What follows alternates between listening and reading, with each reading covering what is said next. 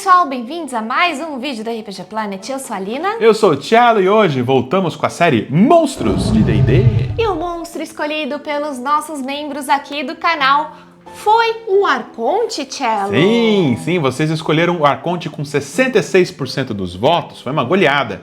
E quem foi rebaixado, Lina, com apenas 16% dos votos foi o Fomorian, que vai se juntar a outros monstros rebaixados aí na famigerada Série B.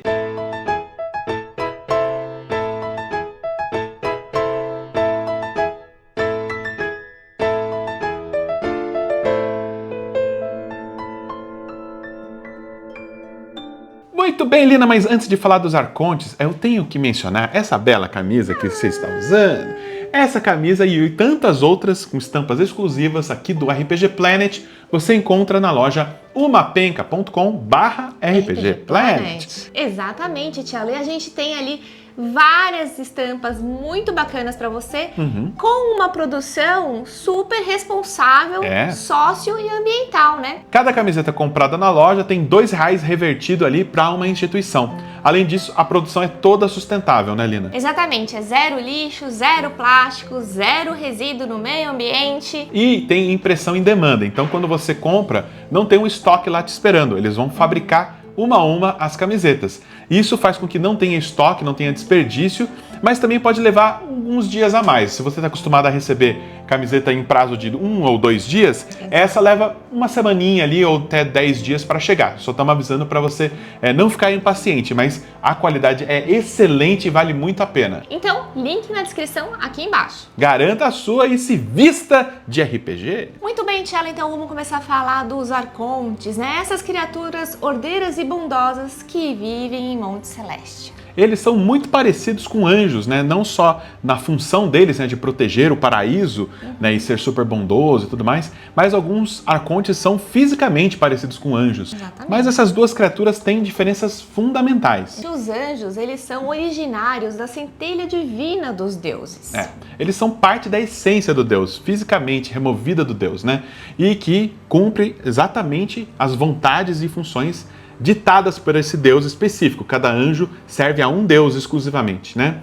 Já os arcontes, não. Eles são feitos a partir da essência das almas de pessoas bondosas, né? Meros mortais, que foram ordeiros e bondosos a vida toda e que vão parar ali nos portões de Monte Celeste depois da morte. Essas almas são transformadas em arcontes pelas energias bondosas e ordeiras do próprio plano. E uma outra diferença fundamental também é que os anjos podem ser de qualquer alinhamento bondoso. Pode ter anjo ordeiro e bom, caótico e bom, neutro e bom. Já os arcontes sempre são ordeiros e bons. E os arcontes surgiram em Dungeons & Dragons, né, em 1987 no Manual dos Planos. E depois a história deles foi mais detalhada no cenário de campanha de Planescape, que foi lançado em 1994.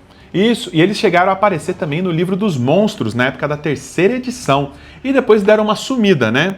E retornaram agora na 5ª edição, novamente no cenário de Planescape, no reboot que foi feito, né, ano passado, a caixa Planescape Adventures in the Multiverse. Lá temos finalmente os arcontes na edição atual do jogo. Só que, gente, é importante a gente ressaltar que eles não detalham muito os arcontes. Então a gente acabou pesquisando, né, todas as edições para trazer para vocês um pouco mais de informação, né, sobre essas criaturas. E outra coisa que é importante a gente ressaltar é que existem outras criaturas em Dungeons & Dragons com o nome de Arconte, né? Por exemplo, em Magic the Gathering, a gente tem uma criatura chamada Arconte, que não é o Arconte que a gente vai falar hoje, né? Pode confundir porque os cenários de Magic foram lançados para D&D 5ª edição também, então esses nomes podem te embaralhar, mas esse Arconte que a gente vai falar é outro. E para piorar a confusão, tem Arcontes da 4ª edição de D&D, né, que são elementais, são criaturas diferentes, foram criadas num reboot que eles fizeram lá na 4ª edição da Cosmologia e que também não são os arcontes que a gente vai falar hoje. Então hoje são os arcontes celestiais, certo? E pra gente começar a falar então dos arcontes celestiais, vamos falar sobre Monte Celeste. Monte Celestia é um dos paraísos de D&D, né? Na cosmologia de D&D, dependendo do alinhamento da pessoa, ela vai para um paraíso diferente. Então temos o paraíso específico para as criaturas ordeiras e boas, que é Monte Celestia. Então é o lugar de descanso final daquele paladino certinho do grupo, que faz tudo direitinho, do clérigo que cumpre todas as promessas, ou até daquele aldeão que enfrenta a tirania, mesmo custando a própria vida dele, né? Ou simplesmente da pessoa que sempre cumpriu as regras certinho e sempre foi bondosa e caridosa a vida toda. Para lá que essas almas vão parar. E quando essas almas chegam lá pelo Mar de Prata em Monte Celestia, avistam aquela montanha, né? Pela própria energia do lugar, essas almas são transformadas em arcontes. Mas o paraíso para um ser leal e bom não é exatamente aquele resort que ele vai para descansar na praia, né, tomando caipirinha e curtindo a pós-vida. Essas criaturas são acostumadas a ter um dever, a servir, né? A servirem e a serem melhores, né, a aprimorarem não só as pessoas em volta dela, como elas mesmas, né? Então o paraíso dessas criaturas também tem desafios para elas. Exatamente. Então em Monte Celestia a gente tem 7 camadas da montanha ali, né? Que é uma montanha gigantesca. E aí o que acontece? Um arconte, quando ele vai evoluir, ele vai passar para uma próxima camada. E essa escalada, né, para essa próxima camada da montanha, não é uma escalada física, mas sim uma escalada espiritual. Exato. E cada uma das camadas é um universo em si, é um mundo, é gigante. Você pode até avistar de longe a separação das 7 camadas, mas quando você vai tentar chegando mais de perto assim, você vê que o conceito das camadas é mais um conceito metafísico, mais do que um conceito normal de montanha, né? De escalar de um cume para outro, por aí vai. Exatamente. Então, como existem 7 camadas em Monte Celestia, também existem 7 tipos de arcontes, porque quando eles passam de uma camada para outra, eles mesmos evoluem para uma nova forma. Em Monte Celestia, a gente não tem só, né, os arcontes vivendo, a gente tem os anjos, tem os azimars, tem todas as criaturas ordeiras e bondosas que merecem estar ali em Monte Celestia, elas vivem lá, certo? Só que os arcontes são a maioria da população. É a população em geral mesmo, né? Exatamente. Eles têm algumas missões de vida, né? Essa jornada espiritual, né, que eles têm dentro de Monte Celestia, vem com algumas atividades que eles devem exercer. E muitas dessas atividades levam a eles a outros planos também. Então, apesar de boa parte deles, a vasta maioria tá em Monte Celestia, você pode encontrar arcontes em outros lugares do multiverso, como em Sigil, a Cidade das Portas, que foi um lugar que a gente mencionou no último vídeo aí, né, de lugares mágicos de D&D. Ou em Excelsior também, onde tem portais, né? Na realidade, você vai encontrar arcontes onde existem portais, né, que vão para Monte Celestia, porque eles vão ali cuidar desses portais. Muito bem, então vamos começar a falar de cada um dos arcontes, começando pelo Arconte Luminari, né, ou Arconte Lampião. Eles são os primeiros tipos, né, a casta mais baixa aí de arcontes, e são a vasta maioria da população de arcontes ali em Monte Celestia, que é o primeiro nível, o primeiro patamar de existência deles. E eles fisicamente se transformam em umas bolinhas de energia que brilham com uma luz radiante, belíssima e flutuam. Aladas assim, né? É. Eles eram nas versões antigas só uma bolinha de luz mesmo, né?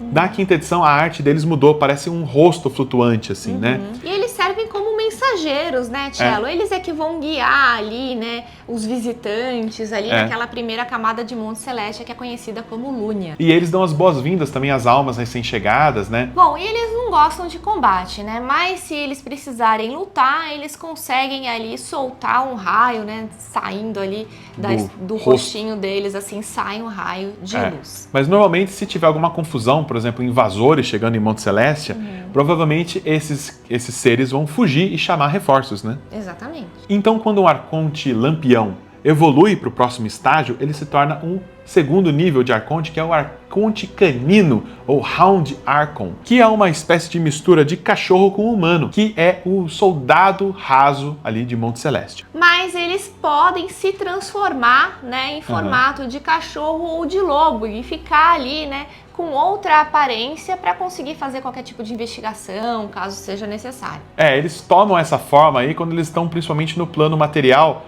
e eles estão ali defendendo um pequeno vilarejo ou servindo como guardião daquele lugar. E eles conseguem farejar muito bem a presença do bem ou do mal. O que seria meio que a magia detectar o bem e o mal, né? Eles conseguem fazer isso aí tranquilamente a hora que eles quiserem. À vontade, Se eles precisarem lutar, eles têm uma espada com uma lâmina radiante, então eles conseguem ali lutar em formato bípede. São ótimos guerreiros. Mas se eles precisarem fugir e pedir reforços, né, ou confundir o inimigo em campo de batalha, eles também podem se teletransportar com um teleporte de alcance muito longo, de 36 metros. É bem bom. Então eles usam também isso à vontade. É uma ação que eles gastam para fugir do perigo. E a próxima evolução dos arcontes, então, são os arcontes guardiões, né? Que são aqueles arcontes que cuidam, né, dos portais que vão para Monte Celeste. E também os portais entre as 7 camadas, né? Eles têm aquele jeito meio Heimdall, sabe, de Asgard, né? Que ele fica ali cuidando do portal. Na verdade, o Heimdall cuida da ponte arco-íris, né? Esses guardiões, né, os arcontes guardiões têm a mesma função. E eles fisicamente parecem uma mistura de um homem gigante com um urso, né? Eles são um ursão gigante, assim. Com os olhos prateados. E uma armadura. Imagina um urso de armadura, bípede. É basicamente isso. E eles têm uma mordida muito poderosa. Se algum invasor passar por um portal e tentar, né, fugir deles, eles podem morder essa pessoa e essa mordida deles deixa uma marca em que depois ele consegue rastrear aquela pessoa com precisão. Por 24 horas. Por 24 horas. Ele sabe exatamente onde a pessoa está. Bom, Igor, vamos para o próximo arconte aqui, mas é importante citar que a partir do terceiro que a gente mencionou, já não tem mais estatísticas na 5ª edição. A gente está tendo que trazer essas outras evoluções deles das edições passadas, né? E o próximo é o Arconte da Espada. Esse é o primeiro que realmente parece muito com um anjo, Cello. E eles são verdadeiros soldados, né? E eles conseguem transformar o braço deles numa espada flamejante para lutar. É tipo o T-1000, né, do Exterminador do Futuro 2, que o braço vira uma lâmina, só que é uma lâmina flamejante, que é mais sinistra ainda. É uma espada flamejante. É, uma espada. E eles têm uma habilidade muito incrível de voo, né? O voo deles é perfeito e eles podem, inclusive, dar tipo um golpe sinistro, o ultimate deles lá. Que é tipo um mergulho, né? É, um mergulho. Eles vêm voando, juntam os dois braços, lâminas, né, em como se fosse uma lança, e o corpo deles inteiro se transforma em energia radiante. E eles vêm como se fosse um míssil para cima dos inimigos. E quando ele acerta esse inimigo, ele simplesmente transporta esse inimigo para uma prisão extradimensional. É um poder muito interessante, bem legal, né? esse arconte. E o próximo que a gente vai falar é o Arconte da Trombeta, ou Arconte Mensageiro. Eles são também similares a anjos, né? Só Parecem muitos planetários. Parece muito planetário. Carecão. Que é careca, tem a pele verde. Só que eles têm aspectos mais élficos, assim, né? A orelhinha pontuda e tudo mais. E cada um deles carrega uma trombeta de prata. E quando eles tocam a trombeta, gente, é como se um som profundo e magnífico, né? Ressoasse por todo o ambiente. Eles também são mensageiros, né? Mas quando a mensagem é mais grave, mais importante, eles são mais resistentes, né? Que é o Arconte da Luz, né? O Arconte Lampião. Então eles normalmente mandam mensagens para lugares perigosos, né? E eles também têm uma missão muito, muito incrível, que é recolher almas de quem está sendo ressuscitado, Lina. Exatamente, são esses arcontes que quando você tá soltando lá uma magia de ressuscitar o personagem do seu grupo, né? Esse arconte é o que vai sair lá de Monte Celeste a pegar esta encontrar a alma e transitar até o plano material e devolver essa alma para o corpo. Só que ninguém vê ele chegando, né? Ele fica provavelmente invisível, ou ele fica parcialmente no plano etéreo quando ele pega a alma e põe de volta ali no corpo. Então só se você enxergar o invisível ou enxergar no plano etéreo é que você vai ver o Arconte da Trombeta trazendo a alma de volta ali pro corpo. Eles odeiam lutar, mas se precisar, a trombeta deles se transforma numa espada de prata mais 3. E eles também têm várias magias, várias delas envolvendo o som, né? Quando ele sopra a trombeta, tem o Shatter, que pode destruir tudo. Eles lançam magia como se fossem um clérigo de nível 17. Então, assim, sinistro. é absurdo. E os próximos arcontes, então, são os arcontes do trono, né? Esses arcontes, gente, são super poderosos, porque eles são os governantes das 196 cidades que existem em Monte Celeste, né? Eles são os maiores arcontes em altura, eles têm 3,5 metros de altura e eles vestem, né? Eles têm a pele dourada, armadura, elmo, tudo deles é dourado, fica irradiando uma luz assim maravilhosa, né? E eles mesmo não tendo asas, eles podem voar perfeitamente. Eles são tipo um Superman, né? São tipo um kryptoniano, né, de Monte Celeste. Eles podem voar à vontade. E eles são bastante poderosos, mas eles costumam cuidar mais dos afazeres de dia a dia. Eles que mantêm, né, as pessoas motivadas, né, mantêm a infraestrutura das cidades de lá. Então eles têm mais um cargo administrativo, mas se Monte Celestia for invadida, eles vão ser os guerreiros mais poderosos em campo de batalha. Eles também têm o papel de juízes em Monte Celestia. Então, se qualquer criatura maligna, né, chegar lá em Monte Celestia, eles têm um poder que chama Olhar da Penitência. E só dele olhar para a pessoa que fez algo errado, a pessoa vai começar a sentir um remorso terrível. E se ela for maligna, vai começar a surgir bolhas na pele dela e ela vai sentir uma dor horrorosa. Então imagine que o Arconte da Espada pode trazer um Ífero para lá, usando aquele poder dele, né? E aí o Arconte do Trono vai lá e vai julgar ele pelas coisas horríveis que ele fez. Então tem essa dinâmica muito interessante aí. E, além de tudo, esses Arcontes, eles podem transferir o poder deles para algum mortal que esteja no plano material. E esse mortal é como se fosse uma possessão, né? Mas é uma possessão feita com sentimento da pessoa, né? Imagina um ser humano normalzinho lá, de repente ganha o poder de super-homem. Tipo o Shazam, né? Do nada, um garotinho ali fica super poderoso e vira um campeão pelo bem. Então, ele pode transferir seus poderes momentaneamente para cumprir missões fora de Monte Celestia, sem ele precisar fisicamente estar fora de lá, né? O que é um poder muito forte, né? Que só é compensado pelo fato de que não existem muitos Arcontes do Trono, 196 somente. Só tem 196, assim como as 196 cidades, né? Que a Lina mencionou. E vamos então para os últimos Arcontes, que são os Arcontes do Tomo, né?